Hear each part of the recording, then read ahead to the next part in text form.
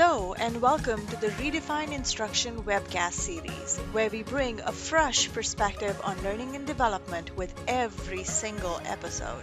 Go ahead, grab a cup of coffee or your favorite drink, and enjoy a few moments talking about L&D with me. Hi, my name is Sandhya Lakhanbal, and I am your host for this series. Subscribe to our webcast or look out for new episodes on YouTube. Follow us on Facebook, Instagram, Twitter, or log on to redefineinstruction.com for the latest trends on L&D. In this episode of Redefine Instruction, I shift my focus to talk about professional development. Professional development is an ongoing part of an instructional designer's career. Whether you are a new professional or a veteran looking to grow your knowledge, this episode is for you. Since the beginning of my career, I have endeavored to grow my knowledge. It is this quest for knowledge that led me to find a hidden treasure that I strive to share with you today.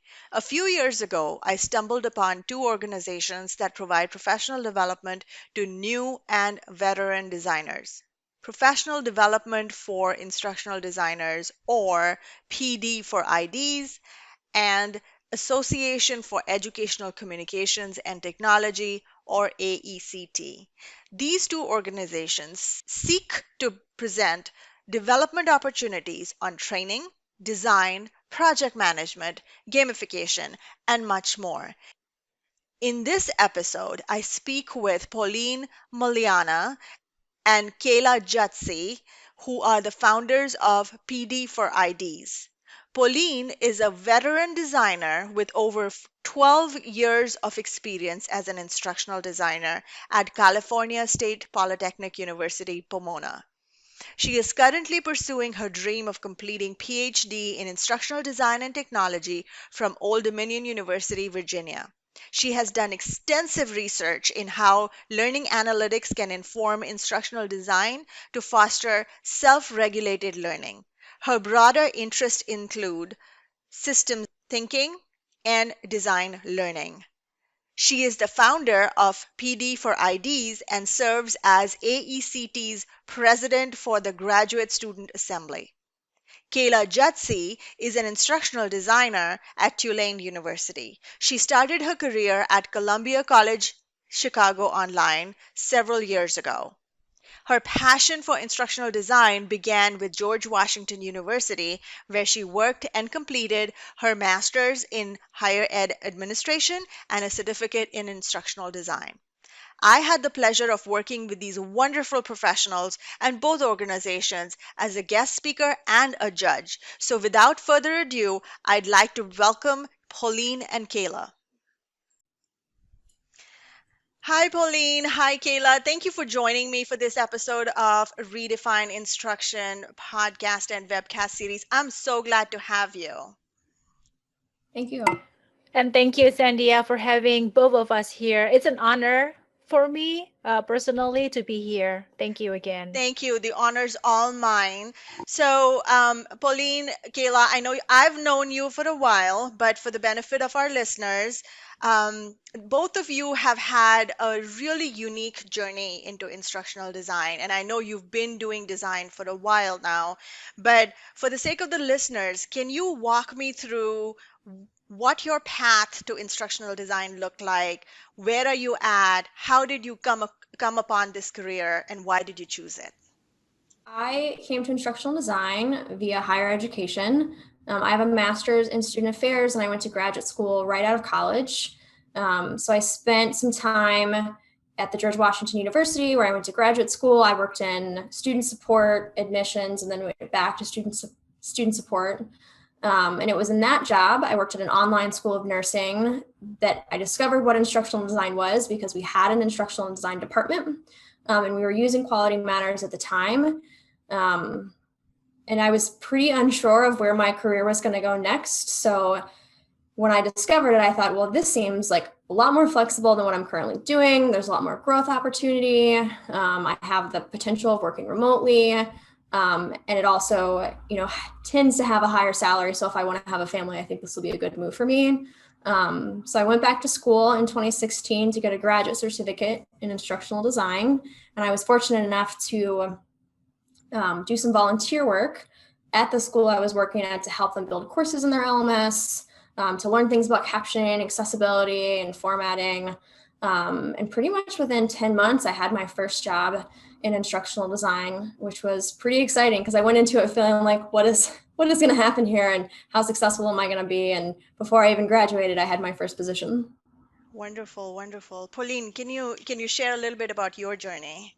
Absolutely. So I have a bachelor's degree in education that I earned back in Indonesia, and then I immigrated here to the US, to the United States, and I earned my master's of art in education here from a university here at Cal Poly Pomona. Well, Cal Poly Pomona, it's a short name of this university, but the long name is California State Polytechnic University at Pomona, and it's in California. So while I was working on that master's, I also had an opportunity to work as a student assistant or a student worker for a department on campus called e-learning. So that's where the department creates learning intervention, learning solution, and learning products. And then they also provide consultation for faculty on how to do course design, and also some of the pedagogy and some of the learning theories, so things like that. And then by the time I graduated from my master's, I applied for a job over there. And at the time, there was a job, and it's called LMS specialist, learning management system specialist. And then I applied and I got it.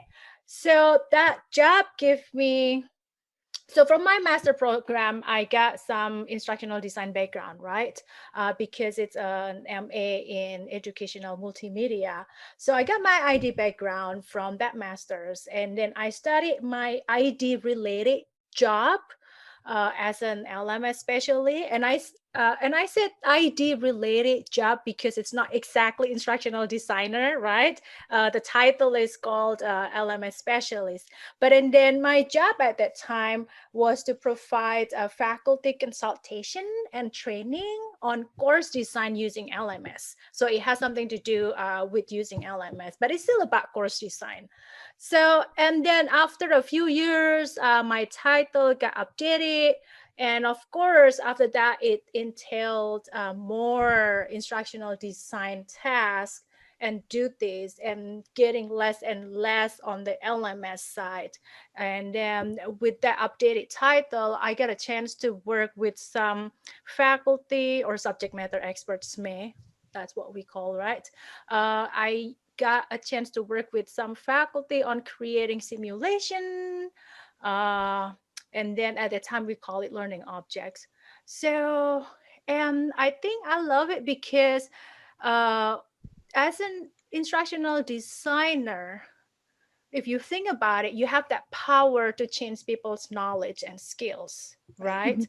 And I feel like I'm an important person, doing this job because I can make a change to people's life. Right. And I think it's one of the most important things of why I love instructional design.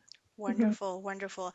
As I'm following your journey, what the theme that I am picking up, the nuggets that I picked up from both of y'all's conversation was, as you were transitioning into instructional design, you kind of steered your own professional development, right? You seeked out professional development for yourself, whether that was through volunteer work, Kayla, like you said, or was as a student assistant for you, Pauline.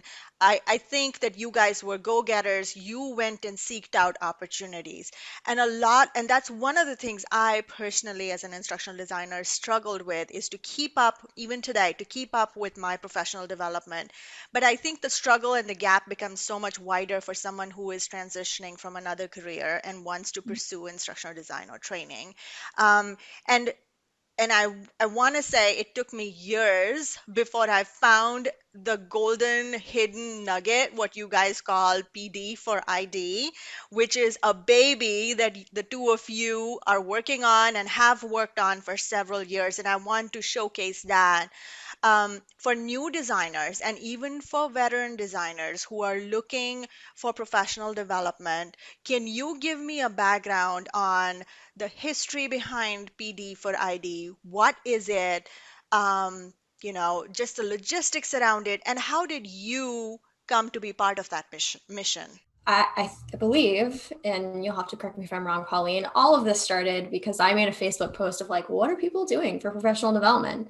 I was new in my position. I worked at a startup within a small college in Chicago, and there wasn't a lot of funding for professional development in terms of conferences or traveling or pretty much anything like that.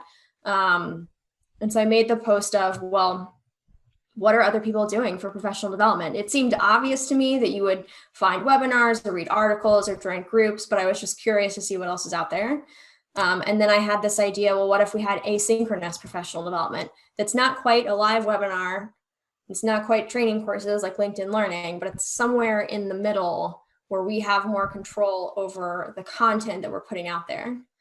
And from that conversation, someone else was like, yeah, I think that's a great idea. Let's do it. So we started having conversations. It was Kim Scott and I, who's an instructional designer at FedEx.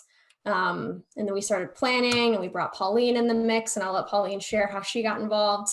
And it kind of just went from there. And I think eventually we decided that instead of having a Facebook page that was just a like page with information, we would start this Facebook group. And we dabbled in other social media platforms, and I know personally I'm not as active on Twitter or LinkedIn as I should be. So I think Facebook was just natural for me.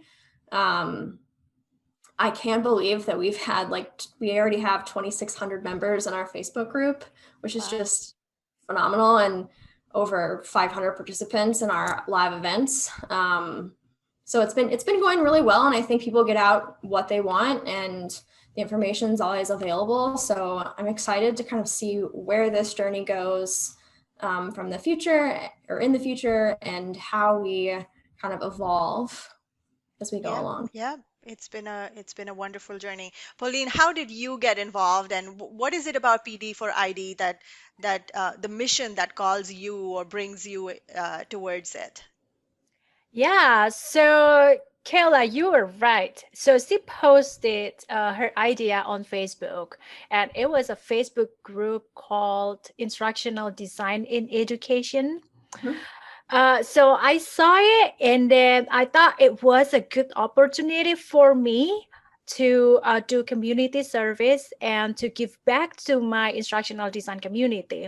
So I have some more story about it personally, because at the time when I saw her post, I was about to resign from my full-time instructional design job, or I had already resigned. But at the time, I decided to just focus on my PhD study and then just do it on a full-time basis instead of multitasking with a full-time job. So at the time, I personally needed something that to keep me or to maintain my practical skills, So I used to work as an ID, practicing ID. And then now if I just work on my PhD study, what am I going to do with my practical skills that I had? So at that time, I had like my own personal need. Oh, and I saw Kayla's post. If I do this, if I help her coordinate this asynchronous professional development for other instructional designers, actually I can gain a lot of opportunities here. I can gain learning opportunity also, because I can also get involved as a participant, right? I can also gain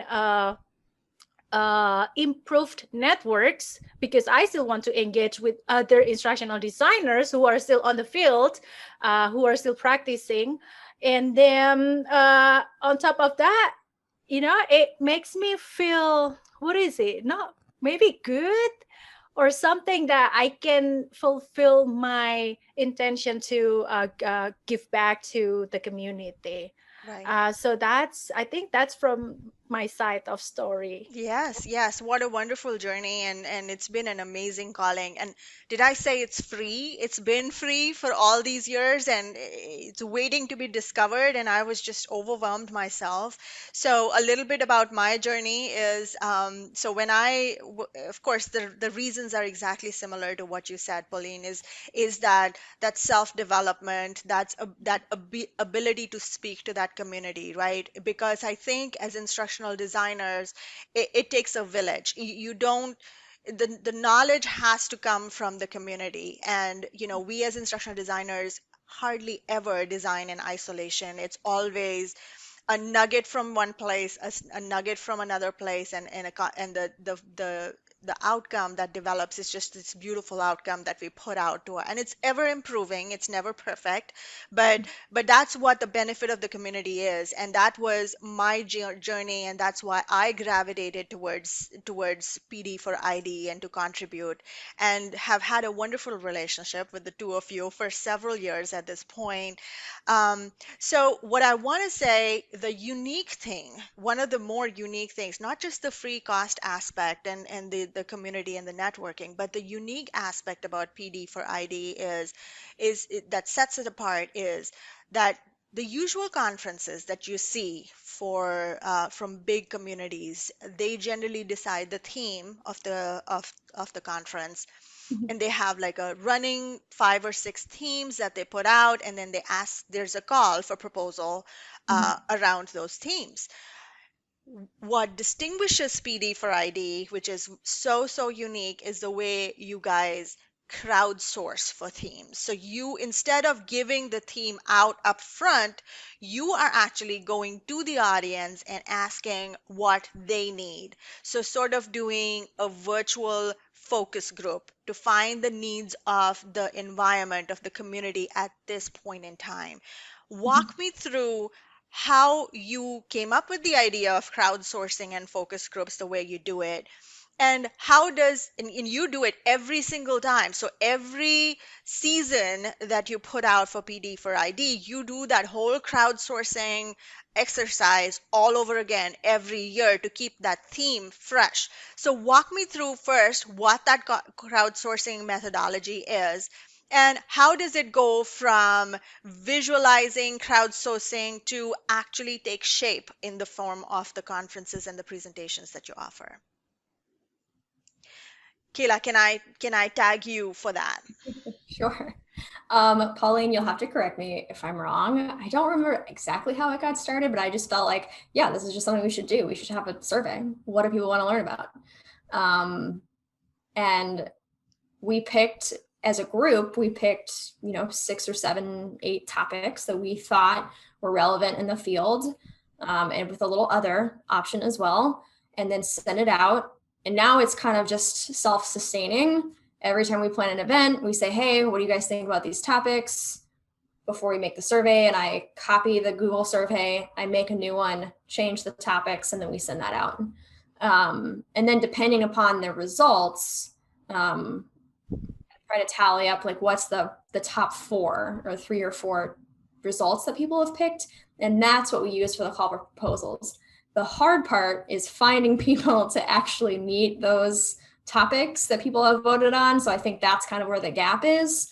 Sometimes we hit the mark and sometimes we get things that are generally related.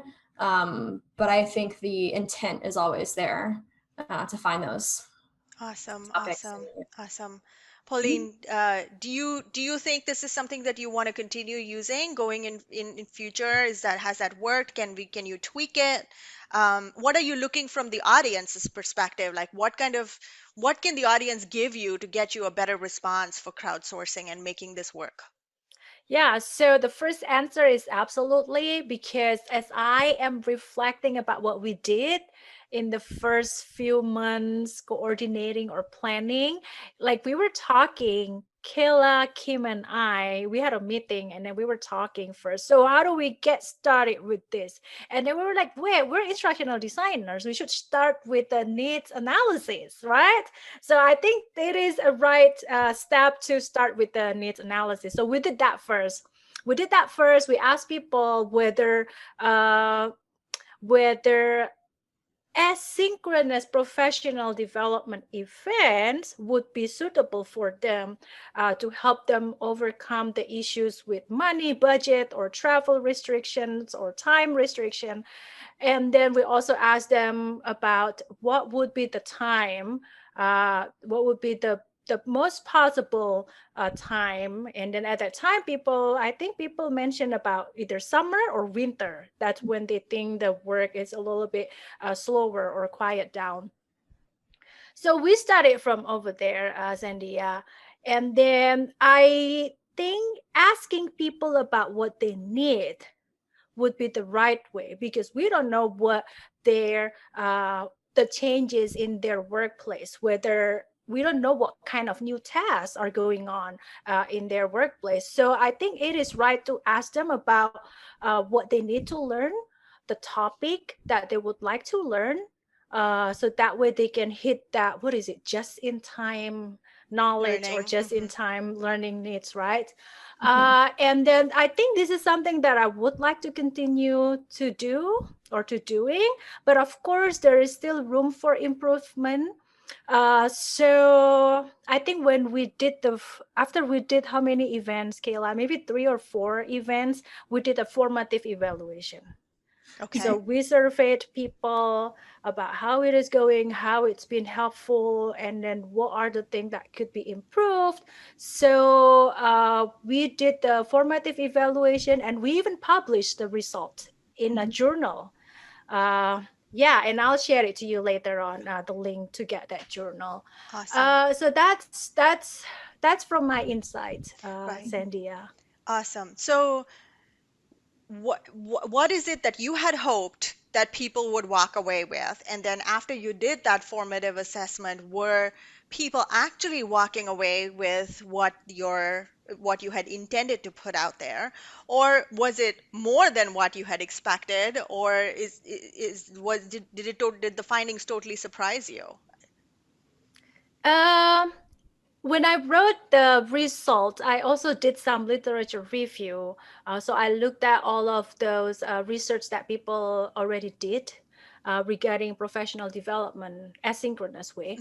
Hmm. So we found out that time has always been an issue.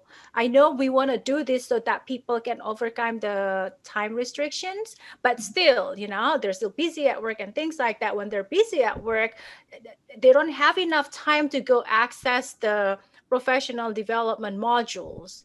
So Mhm. that's one. So that's why even when we have like exciting number of registrants, Mhm. but the actual number of people access the modules were less. Mhm. So Right. time has always been an issue. That's number one. But to overcome that time issue, we decided to keep the modules open as a self-paced format Right. Mhm. whenever we're done with that 1 week asynchronous time. Right, right. Which is, I think, really unique because most conferences have like a cutoff time, and after that, unless you're paying an extra premium to access the recordings, or they're just done, they're gone. So I think that's another unique advantage that PD for ID has is not just the asynchronous piece, but then they can a year later, 2 years later, you can always go back and refer to those trainings. Absolutely, Sandia. Can I add something also Yes, yes, about that absolutely. formative evaluation results? We also Yes. found out that people perceive the value of learning through these professional development events. So even though less people access the modules, and actually they found out it has been valuable. So that's why we want to keep it, because we do believe people can still get takeaways, or they can still get learning opportunities from this.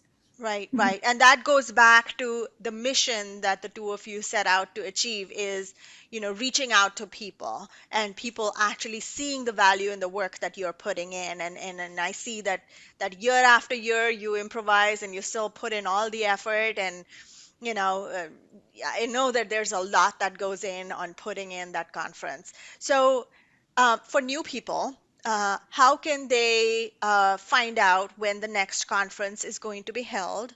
Or is it on a yearly cadence? And then how can they register for the sessions? So I would say the most of our communication comes from the Facebook group. And I try to, when I make the post, I share it with other Facebook groups. So if you're not in our Facebook group, you will find it some way. And generally registration happens within a very simple Google form where you fill out your information that helps us get some demographics about who's registering. And then once you submit, there is a self-registration link to the free version of Canvas, which is where we host all of our events. I see. So it sounds fairly easy. And I want to point out that if there are any questions that people have about sessions or comments or feedback that they want to leave, your Facebook group is the place to be. They should probably be joining that group to leave comments, questions, or requests for future conference sessions or presentations. Yeah. And I'll go ahead and add that in the show notes. As well for convenience. So let's talk about the sessions itself. The sessions are really unique, and so and in my mind, I keep going back and comparing it to traditional conferences, right? In a traditional conference, you would have like a panel of 10 people or more. That once you submit your request for proposal, they look at it, they shortlist it, and then you go and present. Uh, One of the things that is really unique about PD for ID is the peer review process that I want to bring forward.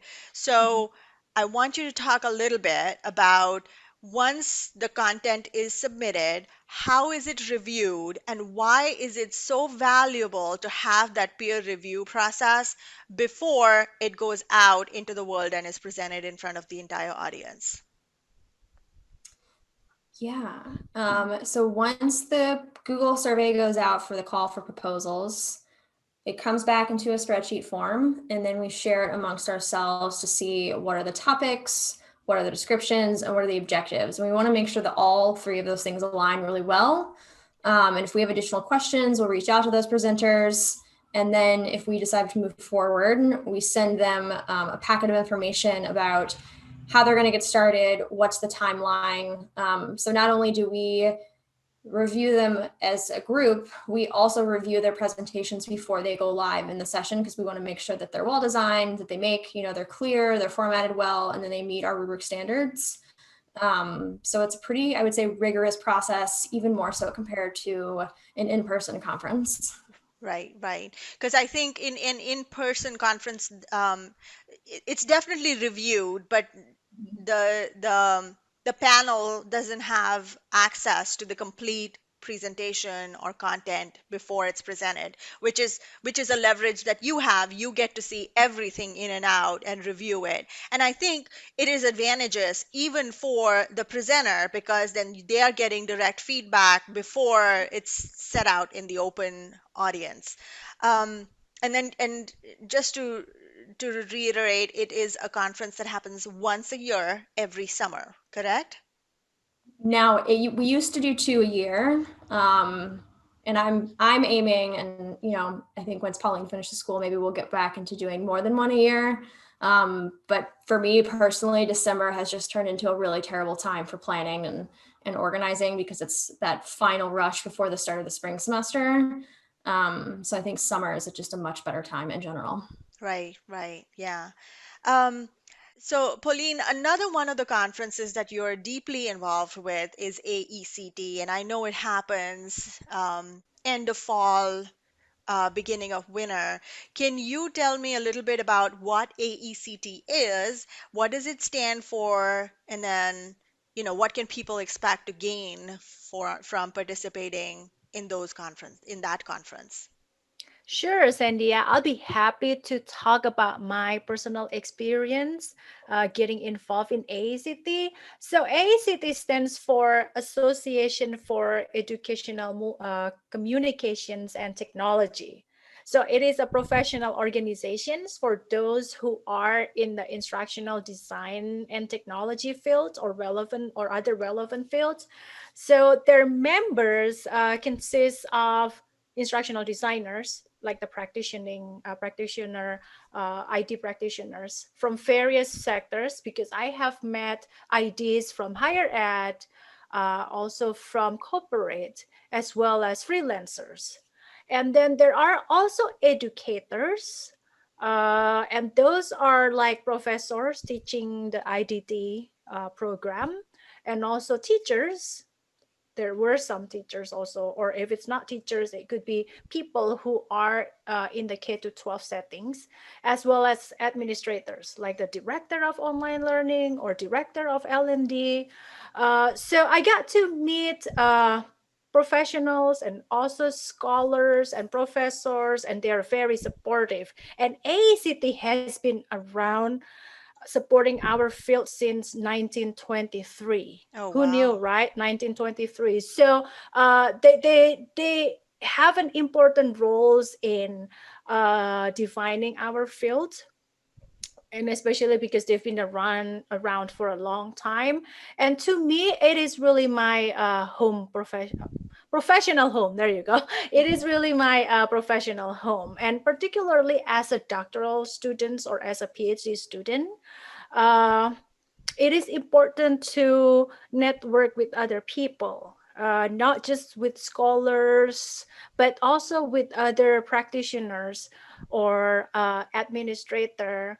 And then the learning opportunities that I have gained, and also the leadership opportunities. So I have to mention that not Right. just professional development opportunities, but also leadership opportunities. So those are actually provided by AACT.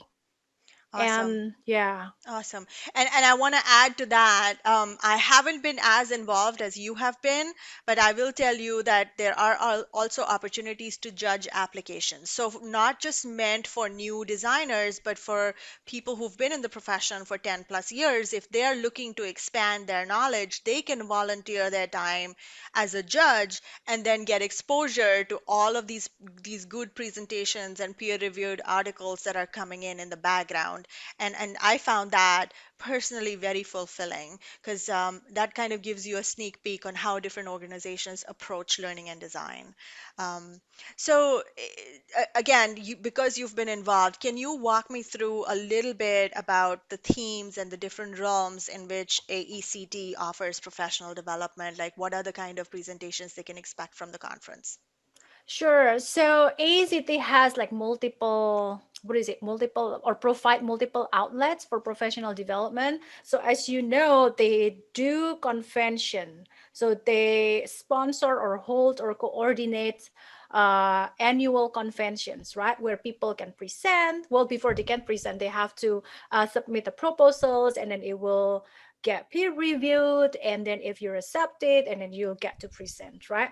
So as you know, by presenting, you can gain public speaking skills. And you know, public speaking skill is important for instructional designers, right? Right. And to me also as a doctoral student, it's one of the things that I must have if I want to succeed. And I would like to emphasize that to my fellow or my colleague, instructional design colleague as well. And then by presenting, uh, your work will get recognized, right? You Hmm. will increase your visibility, and you get to talk to people, and then by talking to people, you'll also improve your network. Now you know more people in the field, right? Right. So that's one.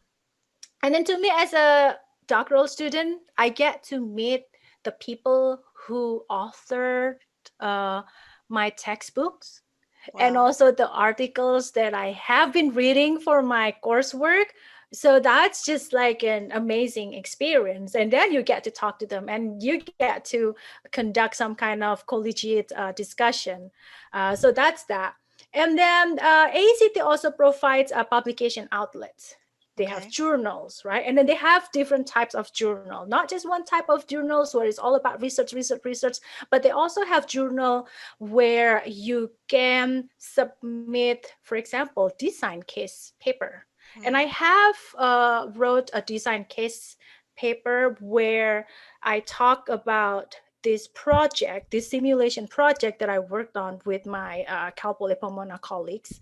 So I described what the project was, what entailed within that project, how we design and develop. And then we also talk about the design constraints. We don't live in a perfect world, right? Right. When we think, okay, doing instructional design, you analyze and then you design, you develop, and then implement and evaluate. But then in the real world, there's always something, there's always constraints, there's always tension. So I also talk about those constraints and tension and how we solve, how we overcame those constraints. And then to me, writing something like that is also like my portfolio. So where I can showcase my work. And I know in your portfolio, people typically talk about what the project, what the description. But in the design case, because I can talk about the tension and the constraints and how we overcame those constraints, I feel like I had an opportunity to talk more about it. I had an opportunity to showcase what I am capable to do beyond just designing and developing a learning product. So that's that. Yeah, and then there's also networking opportunities Right. within AECT. You know that networking, it's not just about meeting people. You can't just meet somebody one time. Can I work with you? Right. Right, that would be like, I mean, you can, I think, but I think it's really rare. So I think networking, it's about forming a relationship over time. And by getting involved in AECT, I get to know people, that I make friends with them, and it's gradually forming that professional relationship. And then we trust each other. Oh yeah, I can trust her, I can trust her also, and then let's work together. And I love that about AECT. And also, one last thing, AECT provides award opportunities. And I know listeners, our listeners, instructional design listeners here, I know you have been doing amazing work. Why don't you submit it for an award nomination, get it recognized, and get it awarded. And you know that getting award will look good on your resume. And ACT has multiple award opportunities. Wow. Thank you for bringing that forward. And when you talk about networking and working together, that's kind of how this relationship started, right? With the three of us, is because we meaningfully worked together on projects. We met over PD for ID, and then it just blossomed from there. So I want to combine the two worlds of AECD and AECT and PD for ID. I know you guys are doing a panel this year. Can you talk a little bit about what that panel topic is? What does it look like? How did you come up with the idea of presenting this panel on AECT about PD for ID? Absolutely. The panel, I met a professor from Indiana University, Bloomington. His name is Dr. Daniel Hickey. So it was an interesting, actually it was a funny thing, because he has research projects and he also develops professional development for educators, Mhm. asynchronous professional development for educators. So there Oh, is some wow. kind of overlaps, right, in the things that we have been doing. So he found our papers that's about the formative evaluation we did for PD for IDs. So he found that paper. He reached out to me. Oh, we're working on something similar. It looks like we have similar missions, except our target audience are not exactly the same. So, and then I had a meeting with him, and he had this idea. Why don't we do a panel session for ACT? And then he knows another colleague, another professor who also develops professional developments, asynchronous as well, for Mhm. educators, like for teachers. Wow. So, okay, let's do that. So we worked together on a proposal, and I pulled in Kayla, because it's part of our PD for ideas, right? Right. So we worked on our proposal. We submitted the proposal already, and I hope it will get accepted, so we can go to AECT and then present in a panel sessions. And then if we get accepted, we will discuss things about what the most effective aspects of the design of our professional development, and we'll talk about how we facilitate the engagement at the same time being responsive about people's learning needs. And we'll talk about how we have evaluated components of our PDs and what the results were. And then we'll talk about the challenges and any future recommendations or any future work in order to improve. Awesome, awesome. Thank you for giving me a sneak peek. Kayla, do you want to add some color to that panel discussion? No, I think Pauline said it pretty well, but I did also want to point out, Pauline, or I wanted to ask you about the other presentations that you've done at AACT about our organization. You've done one or two? I did one. Yeah. Actually, I did too. Oh, wow. How this collaboration has So been many so things. fruitful, right? So I was able to present like twice about two presentation sessions. Okay, and let me talk about it. The first one, we just talk about the procedures, how we did it, how we coordinate the PD, the asynchronous PD in PD for IDs. And Mm-hmm. then when I presented, I met someone, and that someone is Kristen Austin.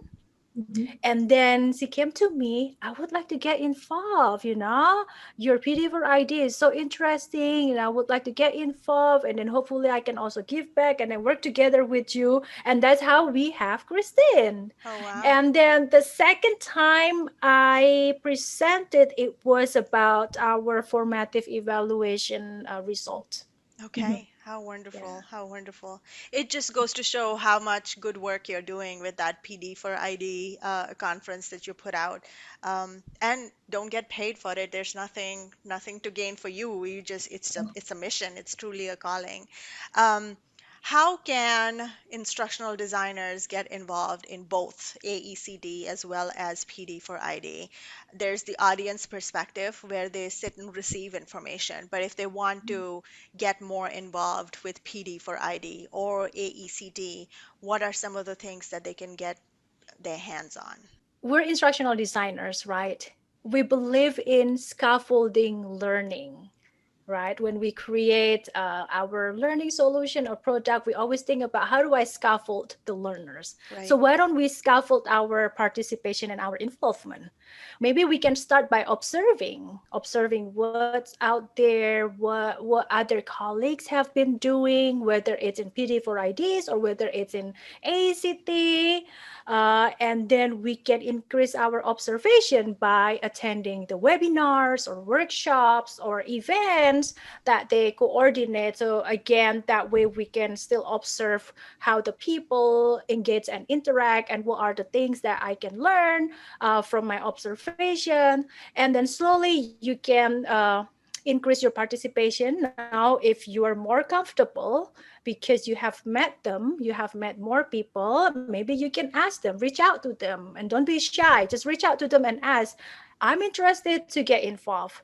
Is there anything I can do? Do you need any help when you coordinate professional development? Maybe just creating infographics, maybe helping with the promotion on social media, and then slowly you scaffold more and then increase more of your participation. Okay, now I'm ready to do more. What can I do? Maybe I can lead something. So that would be my Mhm. recommendation for my fellow instructional designers who would like to get involved more. Yeah, yeah. I think you covered a bunch of topics in there, and I'm still curious to hear Kayla's perspective. But um, you said volunteer, right? That's your gaining experience right there for new and for experienced people who are looking to add job descriptions, skills in their resume. volunteering is a great opportunity because not only does it give you the leadership skills, but it also expands your network, right? So if you're looking for that next job, whether that you don't know where your next job is coming from, or you don't know if you're going to need references for that next job, so that gives you that networking capability as you're volunteering and adding to your resume. So I think you covered it all, and also the whole, you know, baby steps at a time, right? Dipping your toes in and getting your feet wet, and then eventually going full scale and saying, okay, well, maybe I'm ready to pull the plug and I want to present now, or I want to be a judge, or what have you, which would be for more experienced designers.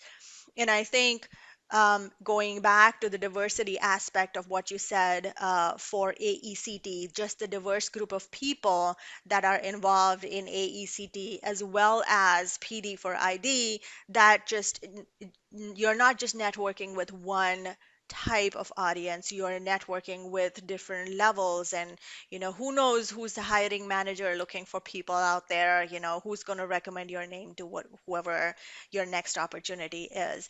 But Kayla, is there any other way that people can get involved from your perspective? Have you done something in the past to gain experience that has been particularly successful for you? Hmm, that's a good question.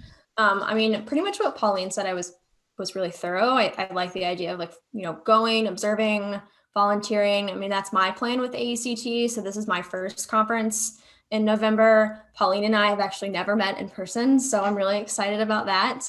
And then I do hope to volunteer while I'm at the conference. And that's something I've done in the past with conference volunteering. And I find that it's a really good way to meet other people in a more formal setting that isn't just at lunch or in the hallway or at a session. And then from there, seeing if there's any committees you can join, even if it's just a small role, I think is a good way to scaffold it and get more involved that way. I'm kind of at that point for myself. I have my full-time job, I have PD for ideas, and I think I want to add something next. So there's a lot of opportunities, and I think if you can't find it, find a way to make it happen. Right. So for example, I've always wanted to teach a college success skills course because I have a master's in student affairs and I'm a first generation student. And so that's just a topic I'm really passionate about. And my university doesn't have one. So two coworkers and I developed a proposal, and now it's on the schedule for fall. And it was a lot of work to gather data and see what other universities are doing and develop an outline and a course description. But I think that's something that I really enjoy doing, is either getting involved or finding gaps and finding ways to fill them. And it will really help to set yourself apart. Awesome. I think the one thing that I hear constantly from all instructional designers is they're so good at carving their own path out. We always keep finding innovative ways, not just of presenting information, but also carving our own experiences out. So I want to thank the two of you for coming on and speaking with me during the episode, and to my listeners about two really good opportunities, which are practically free or little to none cost, and for giving innovative ideas on how to get involved and add to resume and networking skills. Thank you both for coming. Thank you so much. Thank you, Pauline. And thank you, Zandia. You can find links to both organizations' websites in the show notes. I have also included a link to PD for ID's Facebook group where you can leave questions or comments. Thank you for listening to the Redefine Instruction webcast series. We welcome feedback. Leave a comment or question on any of our social media pages. We look forward to hearing from you. Until then, stay tuned for the next episode.